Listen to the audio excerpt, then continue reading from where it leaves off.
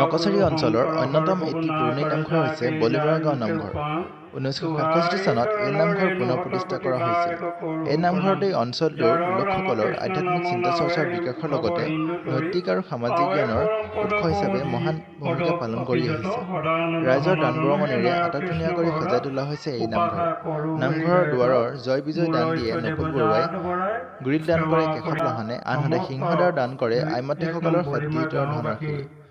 এই দান বৰঙণিত কৃতাৰ্থ হৈ নাম প্ৰসংগ আৰু সভাৰ যোগেদি কৃতজ্ঞতা প্ৰকাশ কৰে। মূৰ্তি ভাগ শুভ উদ্বোধন কৰিবৰ কাৰণে আমি আগবঢ়া হৈছে। ইয়াতে কায় মনোবাক্য তালস্থান পাত্ৰভেদে অনেকখিনি মূৰ্তি ভাগ শুভ উদ্বোধন কৰিবৰ কাৰণে আমি আগবঢ়া হৈছে। ইয়াতে কায় মনোবাক্য তালস্থান পাত্ৰভেদে অনেকখিনি অপৰাধ হ'ব পাৰে বা হ'বও। শত সহস্ৰ কোটি অপৰাধ ভঞ্জন কৰিব। এই অৰ্থে ডুমৰা হ'ব দুখানি অভয় চৰণত সহনে সুখী জনোৱা হৈছে। এইখিনি আভাস মাত্ৰ এটি কথা ক'ব বিচাৰিছোঁ।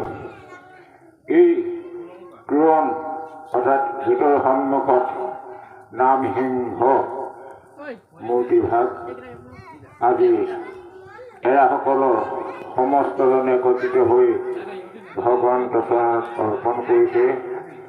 মানে আজি এই মূৰ্তিভাগ এনেকুৱা এটা দিশত ভকতবৃন্দ তথা গুৰুজনে কৈ থৈ গৈছে, পুণ্য অৰণ্যৰ মাজে মাধৱৰ নাম সিংহ প্ৰকাশ কৰে অতি বৰে, তাৰ ধ্বনি শুনি ভয়ে মহাপাপ হস্তিশয় পলায়াতি ৰাসত লৰে।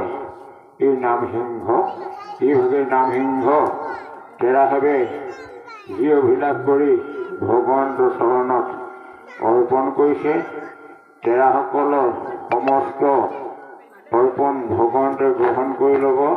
কামনাক লাগি কৃষ্ণ ভজৈ হেনকে কামনা পুৰাৱে কৃষ্ণ কৃপাময় পৰম শ্ৰী হৈয়ে আপোনাৰ হ'বৰ মনৰ কামনা পূৰণ কৰিব। এই অৰ্থে আমি সমস্তজনে মিলি আজি এই নামসিংহ মূৰ্তিভাগ আমি মুকলি কৰিবৰ কাৰণে আমি আগবাঢ়িছোঁ।